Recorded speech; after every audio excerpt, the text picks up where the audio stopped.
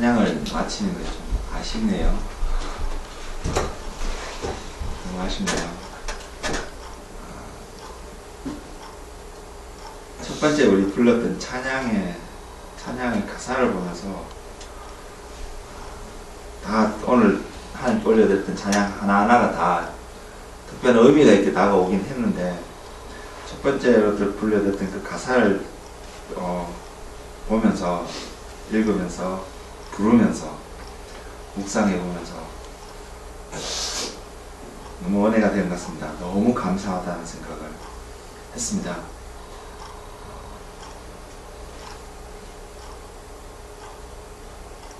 내용을 보면 주님이 그 싸움을 다 싸우셨고, 주님이 다 해놓으셨고, 그래서 우리는 마냥 그 여름에 노래만 부르는 배짱이처럼 구원하신 주님을 구원의 찬양만 하고 있는 그 모습을 저는 이 찬양 속에서 그림을 그리게 되었고요. 그러면서 후렴 부분에 보니까 You have opened a way to the Father. 주님이 다 싸우셔서 우리가 하나님께 갈 수 있는 길을 열어주셨고, 그리고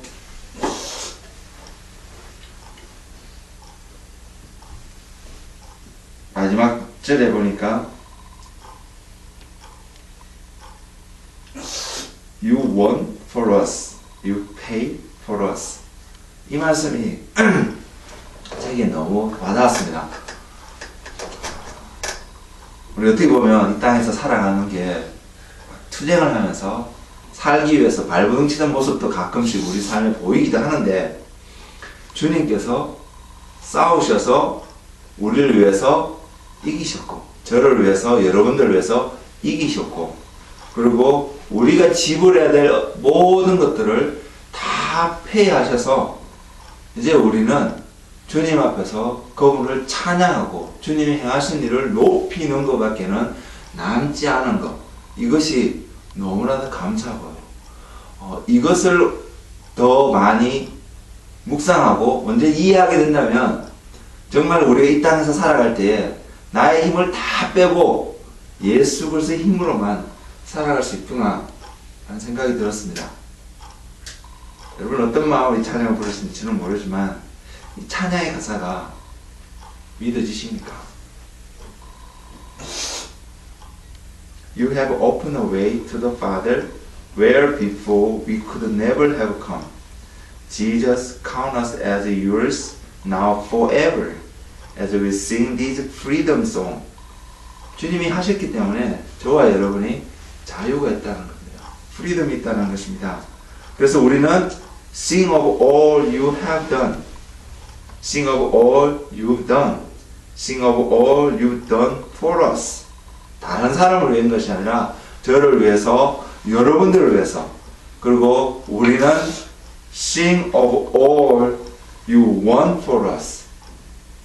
주님이 우리를 위해서 싸운 모든 배럴 가운데 다 이기신 것, 주님이 지금 하나도 없잖아요.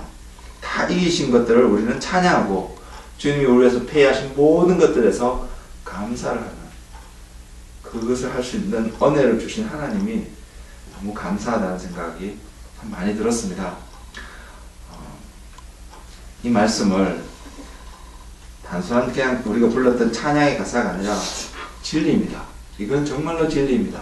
그리고 이것을 통해서 우리가 오늘 자유를 누리고 하나님을 예배할 수 있고 우리 삶 속에 세상이 알지 못하는 기쁨을 누릴 수 있음을 믿고 그 축복을 누리시는 여러분 모두가 되시기를 주님의 이름으로 축복을 드립니다.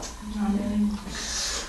오늘은 지난주 시작하면서 말씀을 보는데 하나님께서 제게 두 가지를 보여주셨습니다. 그 중에 한 가지는 왜 성경이 우리에게 주어졌느냐. 물론 디모데후서에 보면 정확한 성경이 쓰여진 목적을 기록하고 있는데, 누가복음에서 왜 성경이 기록되어졌는지를 새롭게 보게 되었습니다. 그 한 부분이 있었고요. 또 한 부분은 복이 있는 사람이 어떤 사람인지를 보게 됐는데, 물론 복이 있는 사람이 어떤 사람인가 우리가 생각하면 어디죠? 성경 어디 제일 잘 나와 있죠? 시편 10편 맞아요. 다 맞습니다. 시편 1편에 복 있는 사람이 구체적으로 나와 있고 쌤이 이야기했던 건 Matthew chapter 5, 6, 7 특히 Matthew chapter 5 verse 3 to 11 12까지 그 내용에 보면 어떤 사람이 정말 복 있는 사람인지 구체적으로 기록되어 있습니다. 근데 주님께서 이번에 제게 보여주신 복 있는 사람은 누가복음에 있는 누가복음을 통해서 그것도 1장을 통해서 복 있는 사람이 어떠한 사람인지 보여주셨습니다. 이게 두 가지를 보여주셨는데 제가 오늘 두 가지를 다 말씀드리지 못하고요. 한 가지를 말씀드리겠습니다. 복 있는 사람이 어떤 사람인지 누가복음에서 보여주신 주님이 복 있는 사람이 어떤 사람인지 보여주신 것을 여러분들과 함께 나누기를 원합니다. 이것이 시작이고요. 누가복음 1장의 이 말씀은 시작이고 내용이고 끝입니다. 이 말씀 한 구절에 모든 것이 들어있고요. 이 말씀 한 구절을 여러분 가슴 심령 가운데 깊이 새기셔서 항상 이 말씀을 되뇌이시고 자신의 삶에 적용하시고 그래서 하나님 안에서 복 있는 사람이 되기를 예수님의 이름으로 축복합니다. 마태복음 1장입니다. 죄송합니다. 누가복음 1장입니다. 누가복음 1장 45절입니다.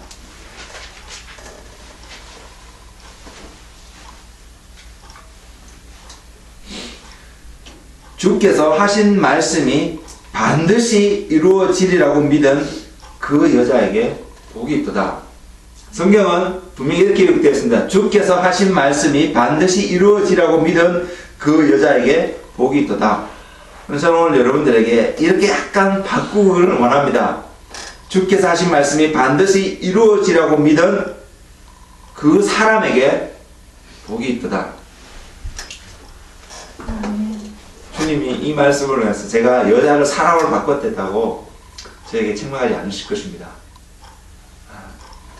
비록 여자로 표현되어 있지만 정말로 주께서 하신 말씀이 반드시 이루어지라고 믿은 그 사람에게 복이 임할 것을 믿습니다. 이것이 주제이고 내용이고 결론입니다. 분명히 이 말씀은 어떻게 시작하냐면 마리아가 예수님의 어머니 마리아가 세례 요한의 어머니 엘리자벳을 만났을 때에 엘리자벳이 성령에 감동되어져서 마리아를 통해서 마리아에게 한 말입니다. 예언적인 말이기도 합니다.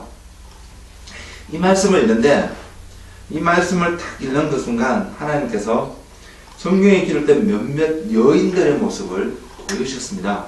저는 그 여인들의 모습을 여러분들과 함께 나누기를 원하고요.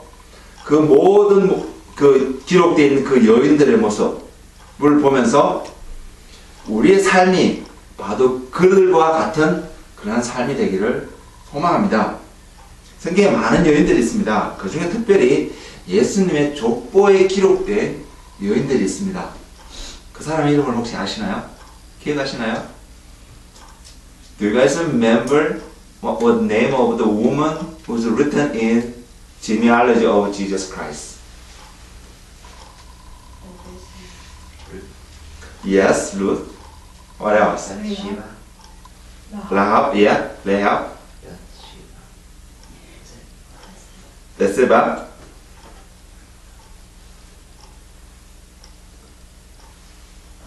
마리아. 다 나왔나요? 다말도 맞죠? 네, 5명. 예. 제가 초등학교 때 성경 퀴즈 대회를 나갈 때 단골로 나오는 질문 중에 하나가 이 질문이었습니다. 마태복음 1장에 예수님의 족보 가운데 5명의 여인이 누구냐? 그 가운데 몇몇의 여인들의 삶을 주님이 보여주셔서 여러분들과 함께 그 삶을 나누고자 합니다.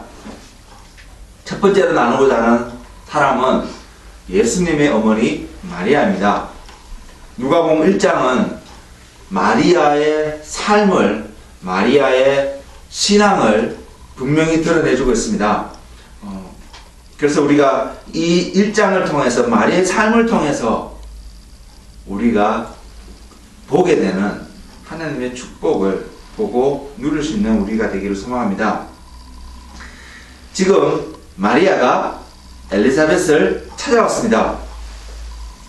그러자 엘리자벳은 아무 생각이 없었는지 어땠는지 모르겠습니다. 그 당시에 엘리자벳이 성령으로 감동을 받고 지금 이 찬양의 메시지를 마리아 앞에서 이야기를 하는데 이것이 가져올 파장이 어떤 것인지 과연 엘리자벳은 생각을 했는지 알 길은 없습니다.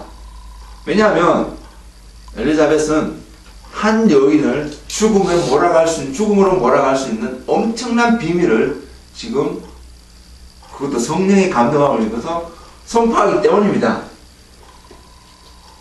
그것이 무엇이냐면 마리아가 임신했다는 것을 선포했습니다. 물론 마리아는 예수 그리스도를 잉태하는 그러한 축복을 누렸습니다. 근데 마리아가 임신했던 사실, 그 사실 자체는 당시의 관습으로 봤을 때 돌에 맞아 죽어 마땅한 사실이었습니다. 왜냐하면 우리가 잘 알다시피 마리아는 요셉과 정혼한 사이였습니다. Mary engaged with Joseph. They were going to marry the future, near future. But suddenly she found herself with the child. Never going to happen in their custom, their thought. If someone who have conceived child out of marriage, that person would be stoned by that. 이것이 바로 그들의 관습에 있는 하나의 관습이었고요. 그들 문화 속에 있는 하나의 관습이었고, 마리아는 죽을 수 있었습니다. 그것을 마리아는 천사를 만났을 때 이야기하고 있습니다. 그래서 그 이야기를 하기 전에 그 이스라엘 풍속에 대해서 조금 더 말씀을 드리면, 양가 부모님의 허락하에서 부모님이 합의하에서 어쨌든 두 남녀가 결혼을 할 수 있게 되고요. 그리고 그게 허락이 되어지면 남자는 그 자기 아버지의 집에서 이제 신부를 맞이할 수 있는 준비를 하는 기간이 있습니다. 그 기간이 언제까지 되는지 아무도 모릅니다. 오직 그 아버지만이 이제 내 아들이 신부를 맞이할 수 있는 준비가 되었다라고 생각될 때에 아들을 보내어서 신부를 맞이하게끔 하는 것이 이스라엘에 있는 결혼의 문화였습니다. 그래서 지금 요셉은 마리아하고 약혼한 정혼한 사이였지만 지금은 떨어져 사는 그런 기간이었습니다. 그리고 이것은 비록 한 집에서 같이 생활하진 않지만 모두가 인정하는, 서로가 부부가 되었다는 것을 인정하기도 하였습니다. 그러나 마지막 결혼식이 있을 때까지 부모의 아버지의 허락을 받아서 신부를 데려올 때까지 이 아들은, 신랑은 신부를 보지도 못하는 그러한 문화가 이스라엘 가운데 있었습니다. 그런데 신부가 임신했다라면 이것은 굉장히 심각한 문제가 되는 것입니다. 그리고 마리아는 그 요셉을 기다리는 중에 있었고요. 예수님이 제자들에게 이런 말씀을 하셨습니다. 내가 아버지께로 다시 가서 너희를 위해서 처소를 준비하겠다라는 그런 말씀을 하셨습니다. 바로 주님이 이 관습을 잘 하시기 때문에, 문화를 잘 하시기 때문에 주님이 하늘나라에 다시 가셔서 다시 우리를 데려오시겠다는 그 과정을 이렇게 설명하고 계셨던 것입니다. 그래서 지금 주님께서, 제자들이 주님께 묻기를, 주님, 주님이 이스라엘을 회복하실 때가 언제입니까? 라고 질문하였을 때 주님이 하실 수 있는 답은 그때는 아무도 모른다라고, 오직 아버지만이 아신다라고 이렇게 말씀하실 수밖에 없었던 이유가 또한 이곳에 있습니다. 그래서 지금 주님이 하늘나라에서 우리를 맞이할 수 있는 모든 준비를 하고 계시고 아마 지금은 다 거의 끝났을 것이라고 믿습니다. 그러나 주님이 언제 다시 신부인 우리들을 맞으러 오는지 주님도 모르고 아무도 모르고 오직 아버지만이 알고 계신다는 것을 우리 말씀을 통해서 알 수 있습니다. 그런 관계에 있는 신랑과 신부는, 주님과 우리의 관계는 이제 신부인 우리들이 주님 오시길 기다리면서 어떻게 지내야 하면 정결함으로, 깨끗함으로, 순결함으로 주님의 오심을 기다려야 되는 것입니다. 마리아는 바로 그러한 상황 가운데 있었습니다. 그런데 오늘날 천사가 마리아에게 나타났습니다. 그리고 이야기하기를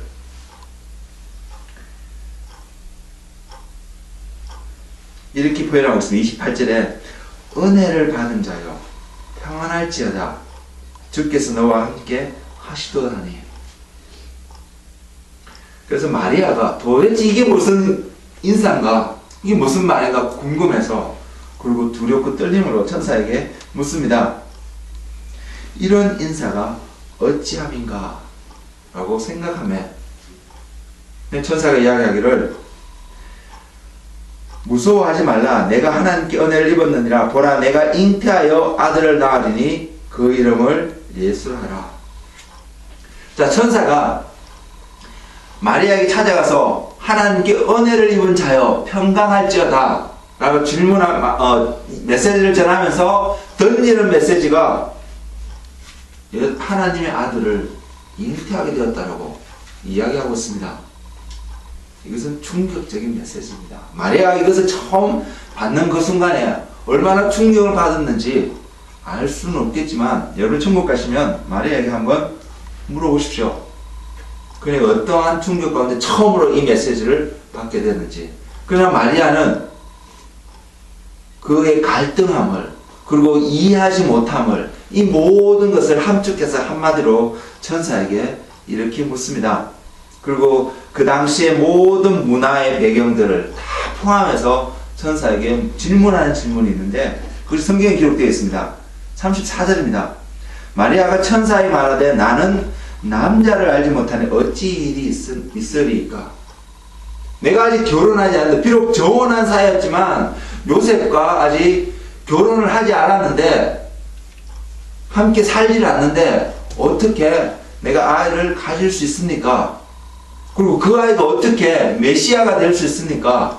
그리고 이 상황이 되면 내가 살 수 있습니까? 우리의 문화 속에서, 이 상황 속에서 내가 임신을 하게 되면 돌에 맞아 죽게 되는 상황인데 과연 이것이 가능할 수 있습니까? 이런 많은 내용들을 담고 천사에게 반문하고 있습니다. 근데 천사가 이렇게 대답을 합니다. 성령이 내게 임하시고 지극히 높으신 이의 능력이 너를 덮으시니 이름으로 나실 바 거룩한 일은 하나님의 아들이라 일컬어지리라. 안다는 것입니다. 내가 고민하고 염려하고 이것이 무엇을 이야기하고 있는지, 그 이스라엘 문화 가운데 무엇을 나타나고 있는지 하나님이 아신다라고 말씀하시면서, 그리고 그 위에 덧붙여서 그것을 능가하는, 그것을 다 잠잠케 할 수 있는 하나님의 메시지를 천사가 전하고 있습니다. 성령이 내게 임하시면 지극히 높으신 이 능력이 너를 덮으시니. 사람의 문화는 요렇게 해서 이것 속에서 사람들에게 뭔가를 강요하고 다스리지만 하나님의 능력이 그 위에 임하게 되면, 하나님이 그 가운데 좌정하게 되면 그것은 아무 문제가 되지 않는다고. 그리고 하나님이 하시기 때문에 그를 통해서 그분이 바로 이 세상을 구원할 메시아가 될 수 있는 것에 대해서 선포해 주었습니다. 하나님의 능력을 나타내 주었습니다. 그러자 마리아가 이렇게 이야기합니다. 주의 여종이오니 말씀대로 내게 이루어지리이다. 하나님의 그 컨펌하는 그 말씀을 듣고 마리아가 이것이 하나님께로부터 온 것이라면, 이것이 하나님이 하시는 것이라면 내가 죽어도 좋사오니 주님 그 뜻을 이루시옵소서라고 자신을 완전히 순종하는, 순복하는 그 모습을 이곳에 보여주고 있습니다. 마리아에게는 더 이상 이것이 문제가 되지 않습니다. 그러나 여전히 사회적으로는 문제가 되고 있습니다. 그런 마리아가 이제 또 하나 더 메시지를 듣게 되죠. 엘리사벳이 임신하였고 6개월이 되었다는 것. 그것을 듣고 마리아는 엘리사벳을 찾아갔습니다.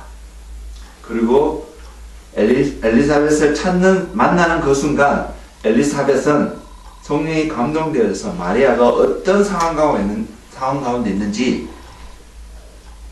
마리아를 만나는 그 순간 선포해 버렸습니다. 그 이야기를 주변 사람들이 들었다면 어떻게 생각했을까요? 어떤 사람은 믿음으로 반응하는 사람들도 있을 수 있겠지만 분명히 어떤 사람들은 이상한 시각으로 색안경을 끼고 그 이야기를 듣고 바라본 사람들도 분명히 있을 것입니다.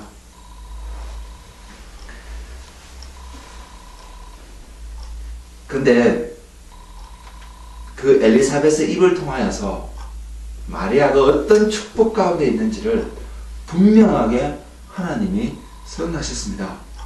그것이 바로 오늘 우리가 보기를 원하는, 읽었고 선포하기를 원하고 그리고 우리 마음속에 온전히 자리 잡기를 원하는 바로 그 말씀입니다.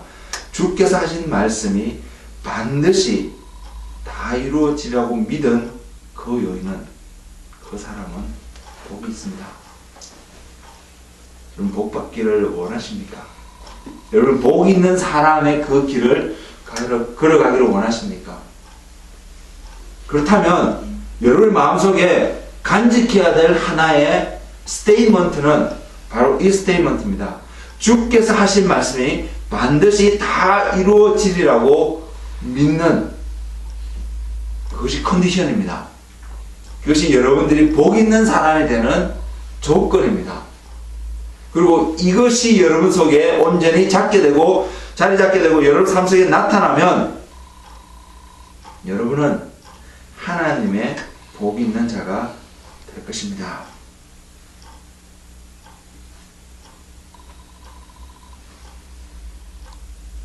여러분들이 동일하게 마리아와 같이 이 말씀이 나의 삶을 다스리는 그런 하나님의 사람이 되기를 소망합니다.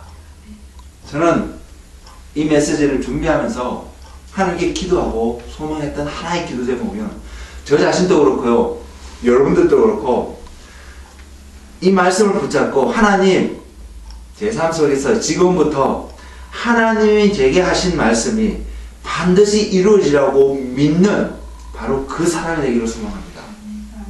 그렇게 될 때에 우리는 하나님의 온전한 사람이 될 수 있기 때문입니다. 죽음까지도 극복하는 마리아와 같은 사람이 될 수 있습니다. 비록 지금 천주교에서 마리아를 잘못된 방법으로 높이고 세우고 있지만 마리아는 진짜로 믿음의 사람이고 위대한 사람입니다. 그녀는 죽음을 무릅쓰고 메시아를 잉태하는 것을 하나님께 드렸던 그런 사람입니다. 잉태하는 과정만 죽음을 무릅쓴 것이 아니었습니다. 메시아가 태어나는 그 순간, 예수님이 태어나셨던 바로 그 순간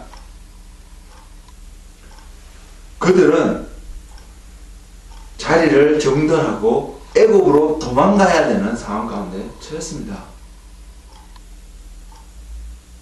영광스러운 하나님의 영광의 임재 가운데 분명히 지내왔던 시간이었지만 그러나 그 영광이 세상 가운데 모습을 드러내는 그 순간 그 영광을 지키기 위해서 예수님의 육신의 부모였던 요셉과 마리아는 목숨을 건, 생사를 건 탈출의 시간을 보내었습니다.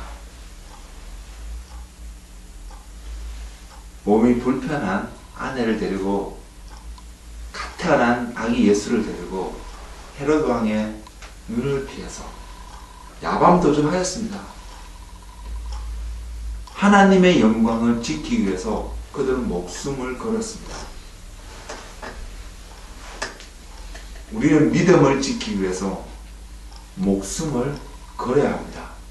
이것이 오늘날에 어떠한 의미가 있는지 제가 뒤에 분명히 설명을 드리겠습니다.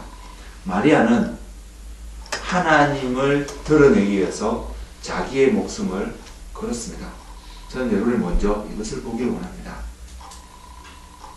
그리고 또 한 여인을 보여주기를 원합니다.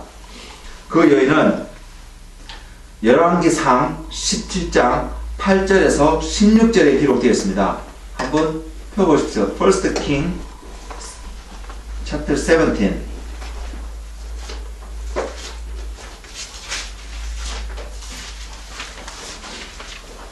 8절에서 16절입니다.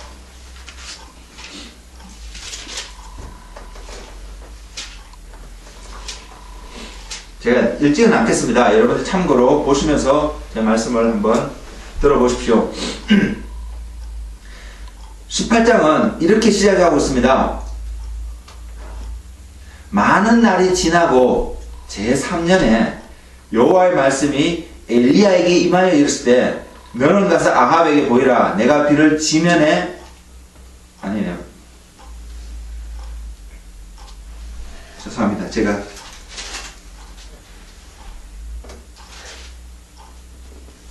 17절입니다. 17장입니다. 18장. 18장이 아니라 제가 18장이라고 17. 제가 17장이라고 그랬나요? 네. 제가 읽기를 18장을 읽었습니다. 17장입니다. 17장이 이렇게 시작을 하는데 길라스에 우거하는 자 중에 디셋 사람 엘리야가 아합에게 말하되 내가 섬기는 이스라엘 하나님 여호와께서 살아계심을 두고 맹세하노니 내 말이 없으면 수년 동안 비도 이슬도 있지 아니하리라. 하나님께서 엘리야를 통해서 아합은 북이스라엘의 왕이었습니다. 그리고 이스라엘의 왕들 역사 가운데 가장 하나님을 섬기지 않았고 하나님 보기에 가장 가증스러운 일을 행했던 왕이 바로 아합이었습니다. 아합 왕에게 엘리야가 가서 말하기를 내가 더 이상 말하지 않는 이상은 이 땅에 비가 내리지 않을 것이라고 선언하고 있습니다. 이것은 뭐냐면 이스라엘이라는 북이스라엘이라는 그 나라를 저주하는 것입니다. 그것도 하나님의 이름으로 저주하는 것입니다. 누구 앞에서? 사람 앞에서 저주하는 것입니다. 그러면 엘리야는 죽은 목숨입니다. 죽을 수밖에 없는 왕 앞에서 지금 저주를 하고 있기 때문에 어느 왕이 그곳을 남겨두겠습니까? 죽은 목숨입니다. 그런데 엘리야가 그것을 선포하고 하나님이 엘리야를 숨깁니다. 처음에는 그릿 시내가에서 숨기시고 그곳에서 까마귀를 통해서 먹을 것을 공급하고 주었습니다. 그러고 나서 그릿 시내가가 완전히 마르게 되자 하나님은 엘리야를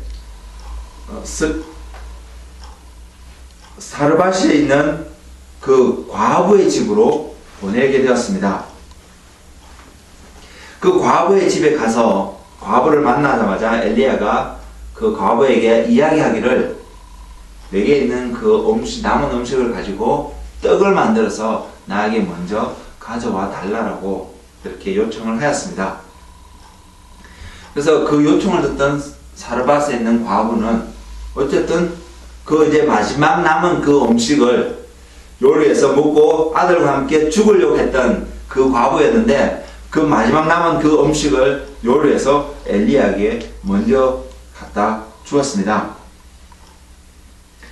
자, 이것을 우리가 좀 더 살펴보기를 원합니다. 먼저는 그릿 시내가에서의 삶을 시작해서 살펴보기를 원하는데 시내가 말랐다는 그것은 그동안 그 이스라엘 땅 안에 저축하고 준비되어 있었던 모든 것이 다 말라버렸다는 것입니다. 더 이상 그 땅 가운데 소망이 없을 정도로 가뭄으로 인한 그 땅에 소망이 없을 정도로 피폐하고 황량한 그런 땅이 되었다는 것을 뜻하고 있습니다.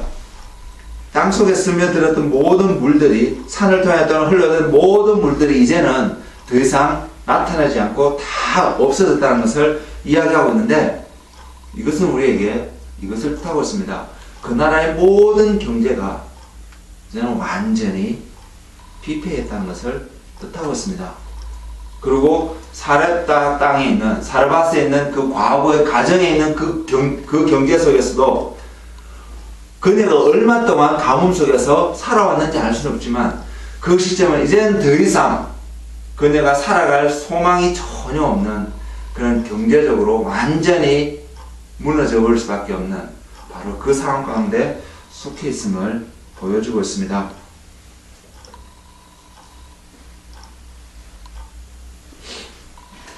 조금의 음식이 남아있는데 이제는 그것마저 먹고 나면 더 이상 음식을 구할 수 있는 소망이 전혀 보이지 않는 바로 그 상태를 표현하고 있습니다.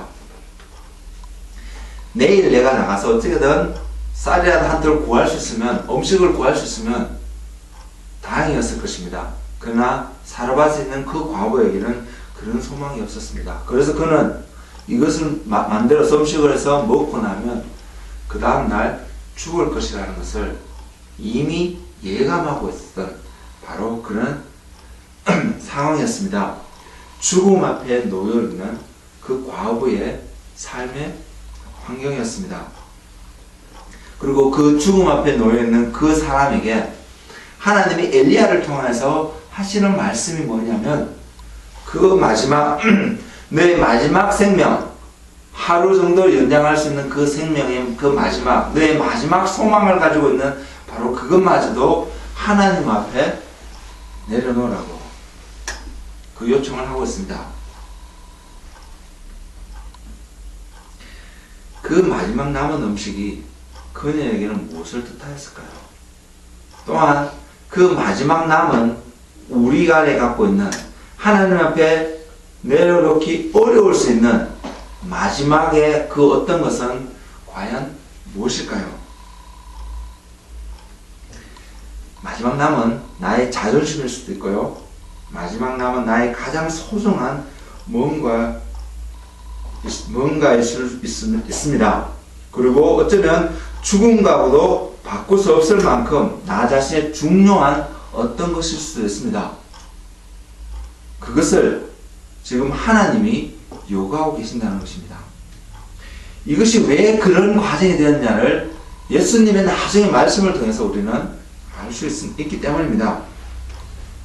그 음식은 사르밧에 있는 과부가 오랫동안 보관해오고 마지막으로 지켜왔던 하나의 어떤 음식일 수 있었기 때문입니다.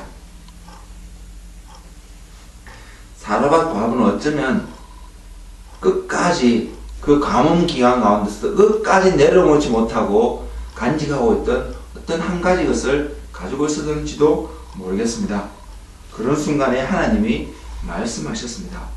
내 손에 떡 한 조각을 내게로 가져오라. 유대의 어느 날 광야에서 들녘에서 수많은 사람들이 모여있는 그곳에서 주님이 제자들에게 요청하고 있습니다. 내가 가진 것이 무엇이냐? 그때 제자들이 어린아이가 물고기 2마리와 보리떡 5개를 가지고 있습니다 라고 말했을 때 주님 그것을 내게로 가져오라고 말씀하였습니다. 아마 동일한 마음이, 동일한 은혜가 사르밧 과부에게도 엘리야를 통해서 전하는 주님의 마음에 속에 분명히 있을 거라고 믿습니다. 그것을 만들어서 먼저 나에게로 가져오라, 하나님께로 먼저 가져오라고 요청하였습니다. 그 과부는 분명히 거절할 수 있었을 것입니다. 안 됩니다.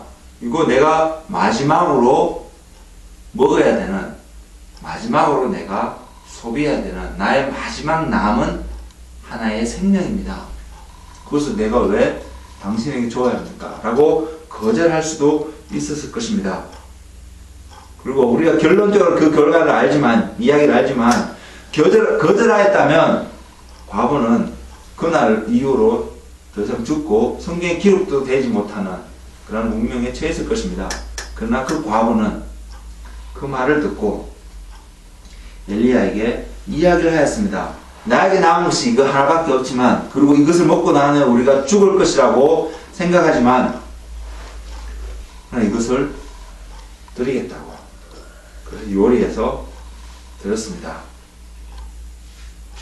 그렇게 드리고 나자 하나님의 말씀에 순종해서 마지막 순간까지 순종해서 그 남은 한 움큼의 떡을, 가루를, 기름을 가지고 떡을 만들어서, 음식을 만들어서 엘리야에게 섬기고 나자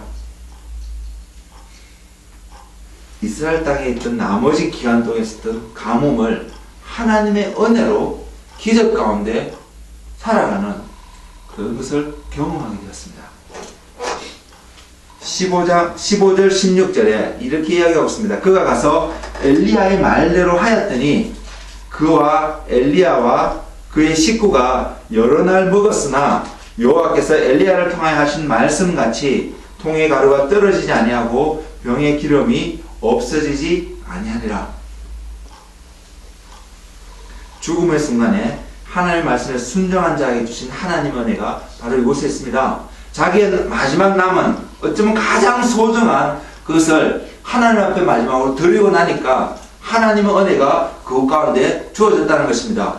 그 한 나라가 완전히 피폐할 정도로, 무너질 정도로 심각한 그 상황 속에서 이 여인과 그 가족은 어려움 없이 그 과정을 진행할 수 있었던 것을 표현하고 있습니다.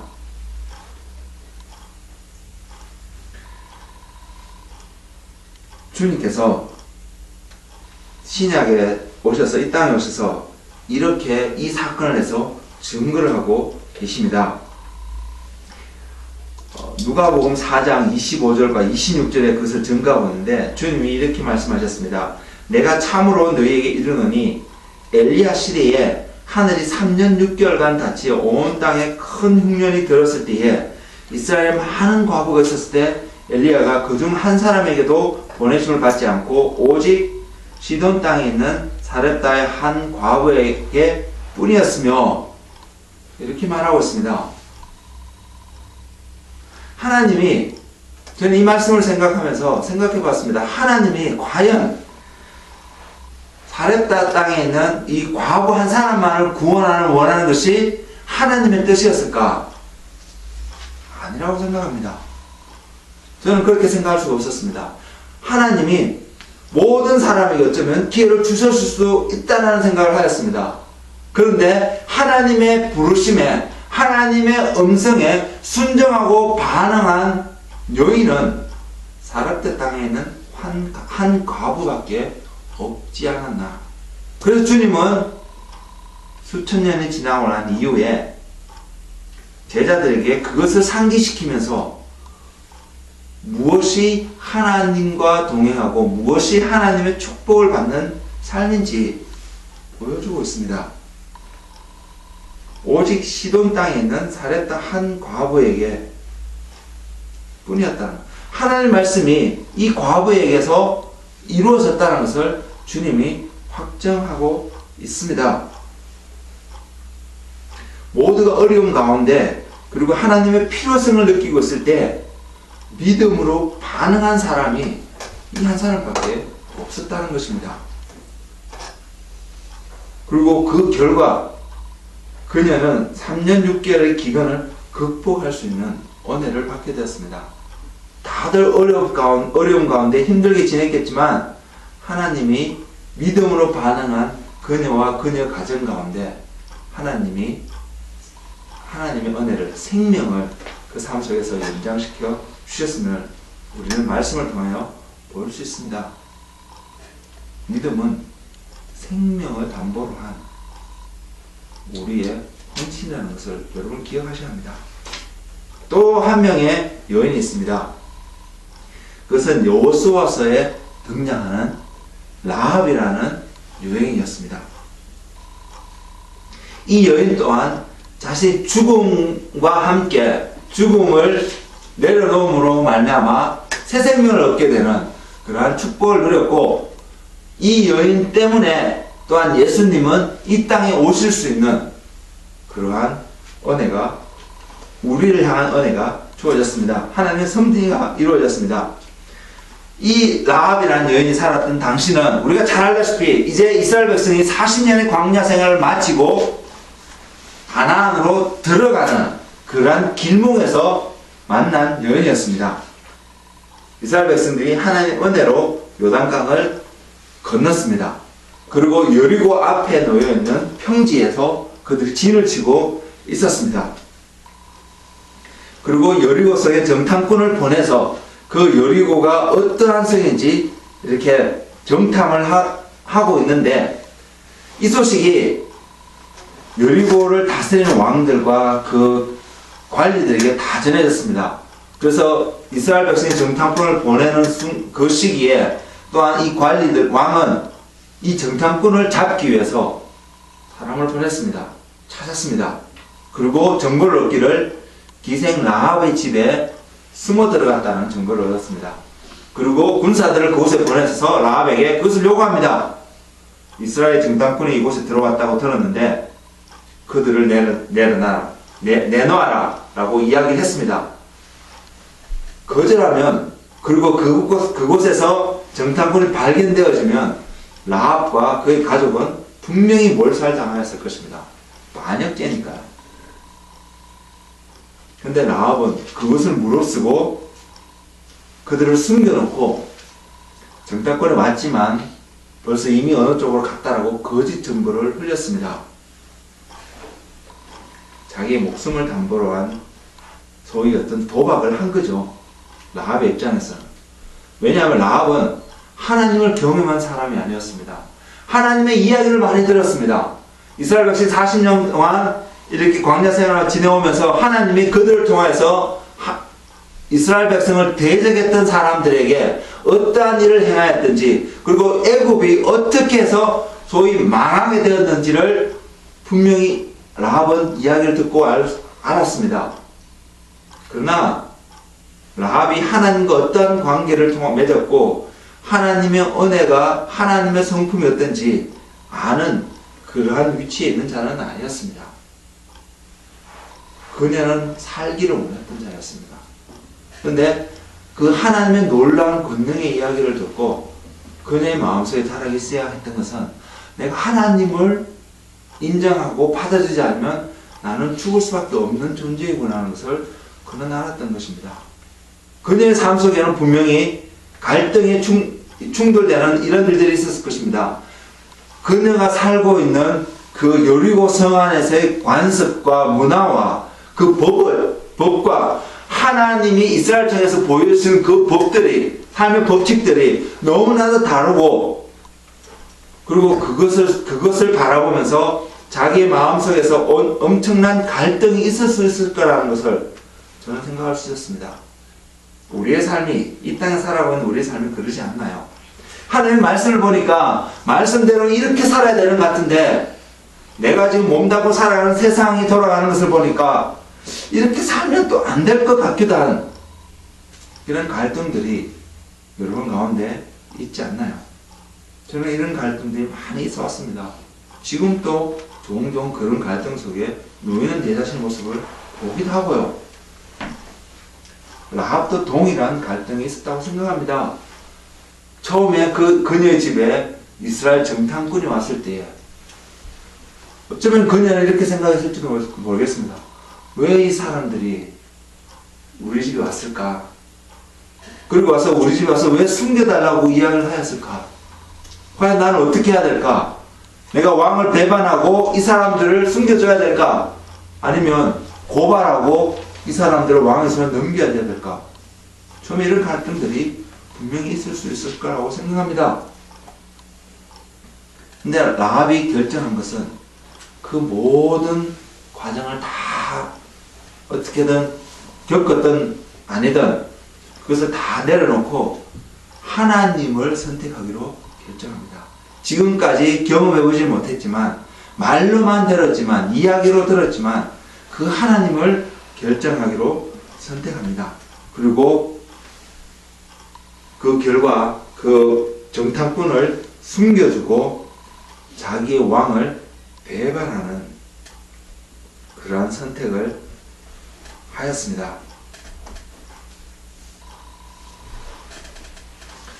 하나님을 알고 있다고 말하는 우리들도 수시로 이런 선택의 갈림길 속에서 하나님을 선택하는 것을 실패하는 우리의 모습을 종종 발견하게 되는데, 라합은 어쩌면 한 번밖에 없었던 바로 그 인생의 그 갈림길에서 하나님을 선택하게 되고, 그 결과적으로 예수 그리스도의 족보에 이름을 올리는 이방 여인이 되었습니다.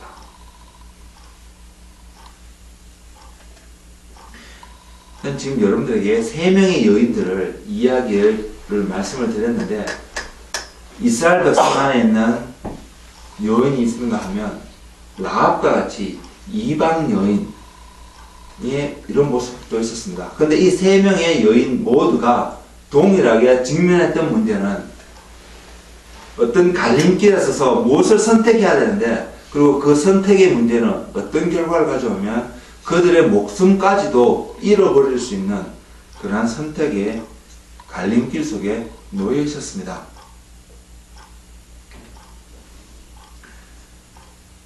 저는 여기서 하나님께 질문해 보았습니다. 하나님, 왜 어떻게 보면 너무나 드라마틱한, 너무나 극적인 이런 기록들을 하나님 성경에 해놓으시며 우리로 하여금 그 삶으로 요구하고 계실까? 우리가 일상을 살아가는 우리의 삶을 가만히 보면 전혀 이런 극적인 삶은 별로 많지 않은 것 같은데, 왜 하나님은 어떻게 보면 굉장히 극단적인 이런 예들을, 믿음의 예들을 성경에 기록하셔서 우리로 하여금 그러한 믿음을 갖도록 요구하고 계실까? 저는 이런 생각을 해보았습니다. 그때 하나님이 저에게 보여주신 응답은 바로 이것이었습니다. 믿는 그리스도인의 삶은 세상의 삶의 방식과 완전히 등을 짓는 삶의 방식이라는 것입니다. 그리고 세상의 삶의 방식과 등을 진다는 그것은 바로 우리의 목숨을 내려놓고 하나님을 따르기로 결정한 이들의 삶과 전혀 다를 바가 없는 바로 그런 삶이라는 것을 주님이 확증하여 주셨습니다. 왜냐하면 믿음은, 우리가 이야기하고 있는 이 믿음은 하나님이 말씀하여서 믿게끔 하게끔 하는 바로 이 믿음은 세상의 사람들이 전혀 이해하지 못하는 믿음이, 삶이기 때문입니다. 이스라엘 백성의 당시에 살았던, 마리아와 같이 살았던 그 사람들이 과연 그 마리아의 삶을 이해할 수 있을까요? 힘들었을 것입니다. 하나님을 이해하지 못하고 하나님을 알지 못하면 전혀 이해하지 못하는 것입니다. 요셉도 그랬습니다. 마리아의 남편 요셉도 이것을 용납할 수가 없었습니다. 그래서 공개하면 마리아가 죽기 때문에 공개하지 않고 조용히 이것을 끊어내려고 생각했던 것이 요셉의 모습이었습니다. 이것이 당시 이스라엘의 모습이었다는 것입니다. 그런데 그에게 하나님이 천사를 보내서 그것이 누구로 시작된 일인지, 하나님이 어떤 분이신지 하나님을 경험하게끔 요셉에게 하나님이 나타내 주셨습니다. 그러자 요셉은 그 모든 관습, 문화를 다 극복하게 되고 마리아를 데려오게 되는 선택을 하게 되었습니다. 마리아와 같은 동일한 선택을 하게 되었다는 것입니다. 그것이 믿음의 삶인 것을 성경은 보여주고 있습니다. 믿음의 삶은 세상적인 삶에서 죽음, 즉 단절을 요구한다는 것이기 때문입니다. 세상의 관습은, 세상의 생각은 이렇게 가지만 하나님의 말씀은 그렇게 가지 않는다는 것을 성경은 보여주고 있고, 때로는 우리가 그것을 선택해야 된다는 것을 주님은 보여주고 있습니다. 세상과 단절되어지지 않고서는 믿음의 삶을 살아갈 수 없음을 보여주고 있습니다. 이것이 하나님과 동행하는 삶입니다. 이것은 우리가 세상과 단절하고자 해서 단절하는 것이 아니라, 세상의 삶은 이 믿음의 삶을 이해하지 못하기 때문에, 여러분이 가는 삶을 이해하지 못하기 때문에 좋은 예가 하나 있는 것 같네요. 우리의 삶 속에. 쌤이 지금 하와이에 있는 유오브의 유니버스 오브 네이션에 가기로 결정하고 준비하고 있는 과정 가운데 있다고 생각합니다.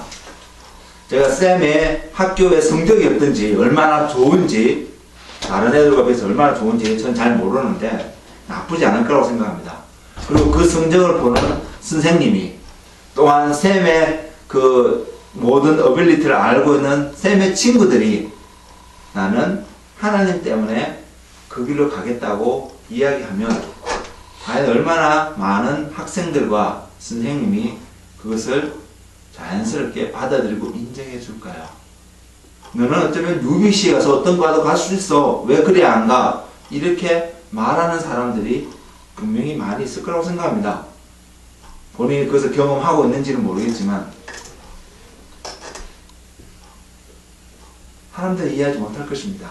왜 그 길을 가는지, 왜 그것을 행하고 있는지. 사람들은 여러분들이 하나님 말씀에 순종해서 이 땅에 오고 또 다른 땅에 가고 어디에서 간다고 이야기할 때에 여러분의 삶을 이해하지 못할 것입니다. 왜 좋은 직장을 버리고 그런 길로 가려고 하느냐? 왜 이 삶을 버리고 다른 길로 가려고 하느냐? 이런 것들을 이해하지 못할 것입니다. 그러나 믿음의 삶은 그것에 관심을 두지 않습니다. 믿음의 삶은 하나님이 말씀하신 것이 그대로 이루어질 걸 믿고 내 자신을 그곳에 내려놓기 때문입니다. 사막에 강을 내겠다고 하시는 것이 하나님의 말씀이라면 세상은 불가능하다고 말하지만 하나님을 믿는 사람은 그것을 바라보고 가는 사람입니다. 그래서 주님이 말씀하셨습니다. 이 산들로 명하여 바다에 옮겨지라 하면 세상은 미쳤다라고 이야기하겠지만 믿음의 사람은 그것을 붙잡고 기도하고 그것이 이루어지기를 소망하며 기다리는 삶입니다. 그래서 주님은 엘리자베스 입을 통해서 오늘 우리에게 이것을 이야기하고 있습니다.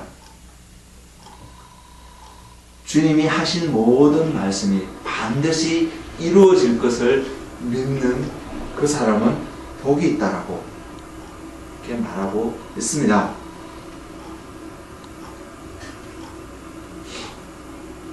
하나님과 동행하는 삶의 방식을 세상의 사람들은 이해하지 못합니다.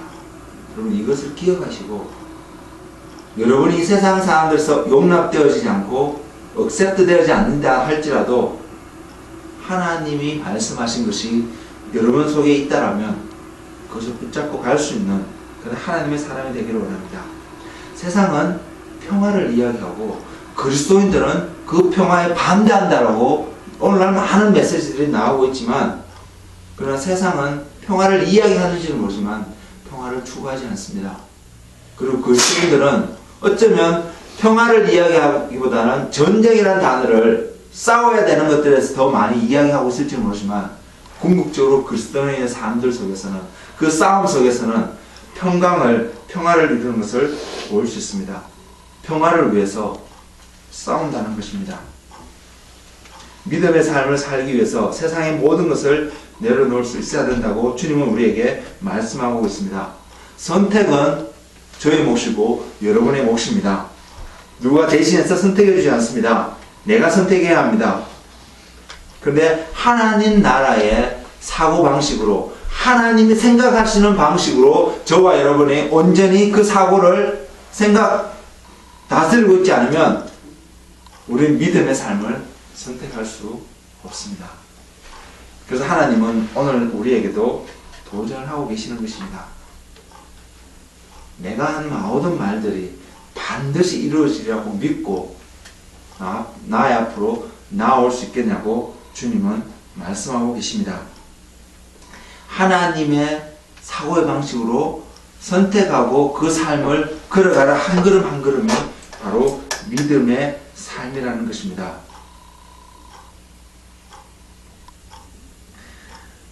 지난 며칠 동안 아내가 어떤 메시지를 하나 듣고 있는 것을 옆에서 기동량 하듯이 들었습니다.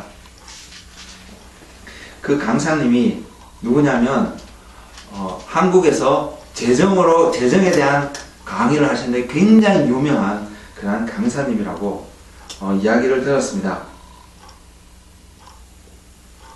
그리고 그 강사님의 한 가르침 속에서 한 가지 분명한 것은 믿음의 삶이 재정의 영역에서 하나님의 축복 가운데 살아갈 수 있음을 분명히 증거해 주셨습니다.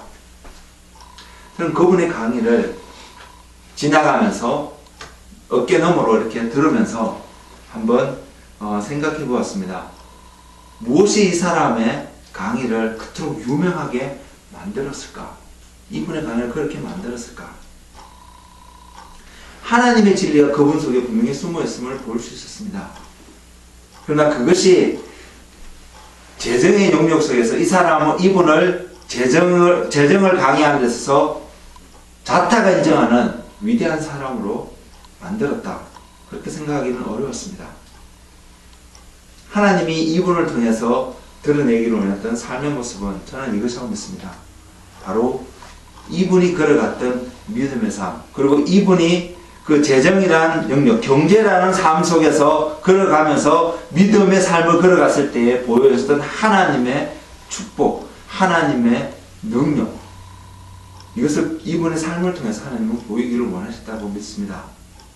그리고 사람들을 통해서 하나님이 던지는 메시지는 이렇게 살면 재정 가운데서 축복을 누린다, 이것을 보여주는 것이 하나님의 주된 메시지가 아니라 믿음의 삶을 살면 하나님의 복 가운데, 축복 가운데 그 삶을 살아갈 수 있다는 것을 보여주기 위해서 하나님은 그분을 들으셔서 또한 재정이라는 영역 속에서 그것을 보여주고 있다고 믿습니다.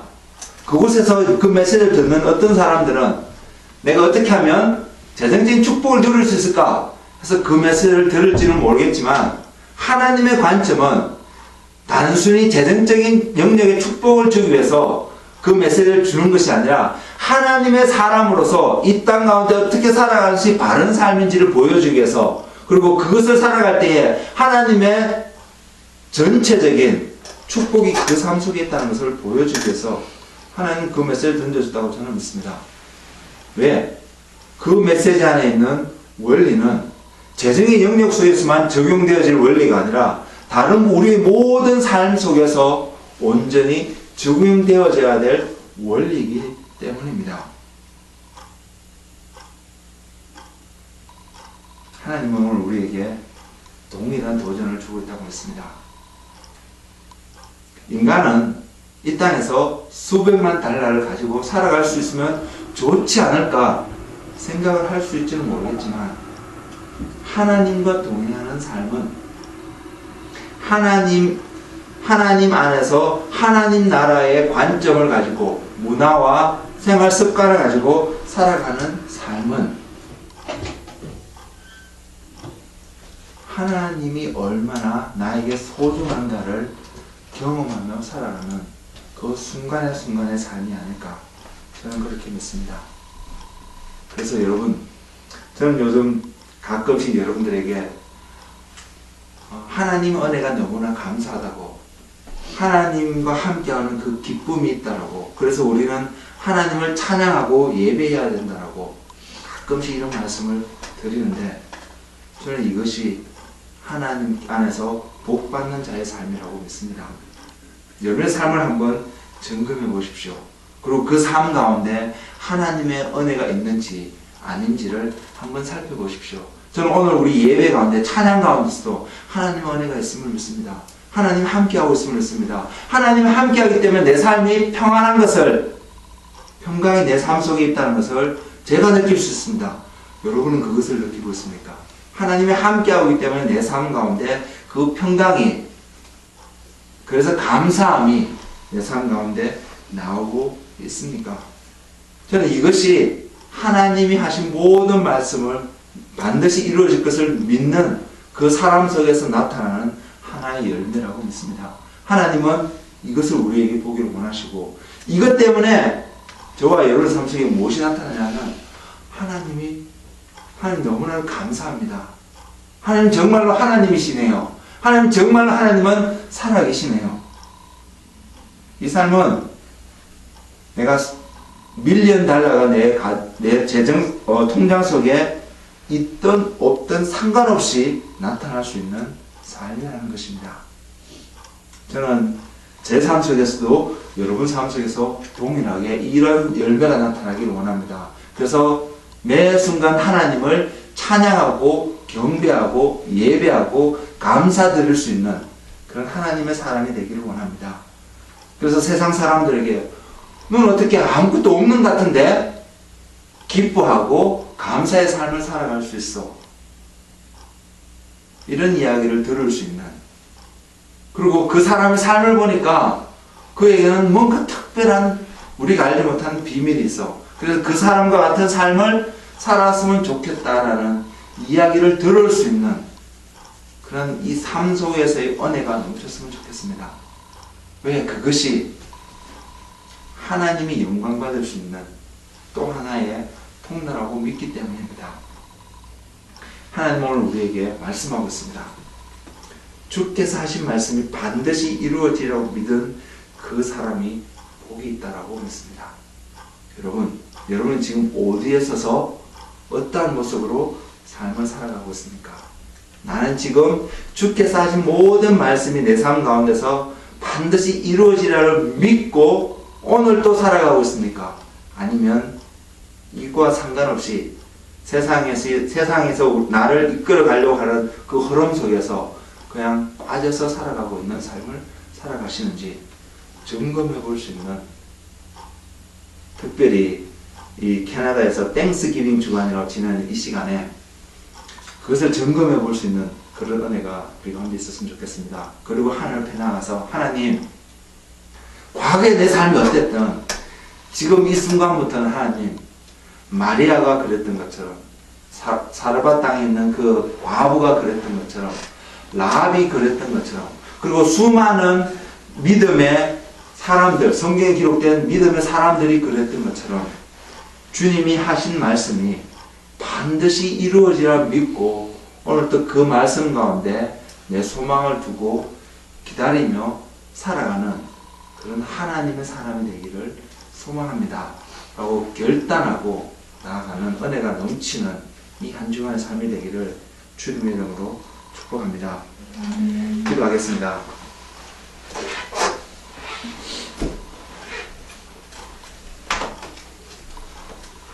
하나님, 땡스기빙 이 주간에 하나님께서 우리에게 이 한마디의 말씀을 던져주셔서 너무나도 감사합니다. 그 말씀은 바로 이 말씀입니다. 주께서 하신 말씀이 반드시 이루어지라고 믿은 그 사람은 복이 있다라고 해주신 그 하나님 말씀. 하나님, 이 말씀 속에 우리는 먼저 하나님의 음성을 들을 수 있어야 합니다. 그리고 하나님의 음성을 들었다면 그 말씀에 순종할 수 있는 그러한 결단이 필요함을 봅니다. 하나님, 마리아와 사르밧에 있는 과부와 또한 라합이 목숨을 걸고 하나님 말씀에 순종하였던 것을 볼 수 있었습니다. 하나님, 동일한 은혜가 이곳에서 기도하고 있는 한 사람 한 사람에게 임하기를 소망합니다. 그래서 하나님, 우리 앞에 놓일 때 어떤 갈림길 속에서 기도하기를 하나님의 말씀이 내 삶 가운데서 온전히 이루어지는 바로 그 선택을 하는 은혜가 우리 가운데 있기를 원합니다. 하나님, 이 말씀을 다시 한번 붙잡습니다. 주께서 하신 말씀이 반드시 이루어지라고 믿은 바로 그 사람이 되기를 소망합니다. 하나님, 하늘문을 활짝 여시고 우리 가운데 하나님의 성령의 기름 부으심을 부으셔서 우리가 다른 어떤 것을 행하는 것보다도 하나님이 행하신 말씀이 반드시 이루어질 것을 믿는 바로 그 하나님의 사람이 되기를 소망합니다. 그래서 이 땅에서 하나님의 말씀이 살아 역사하십니다. 하나님은 살아계시는 하나님이십니다. 그 하나님이 오늘도 이 땅 가운데서 우리의 삶을 주장하고 있습니다. 그래서 나는 그 하나님을 찬양할 것입니다. 나는 그 하나님을 예배할 것입니다. 나는 그 하나님만을 섬길 것입니다 라고 선포하는 주님의 백성이 되도록 주님 인도하여 주시고 동행하여 주시옵소서. 오늘도 우리와 함께 하신 하나님, 우리에게 하나님의 마음을 들려주신 그 하나님을 찬양합니다. 감사하고 예수님의 이름으로 기도드렸습니다. 아멘.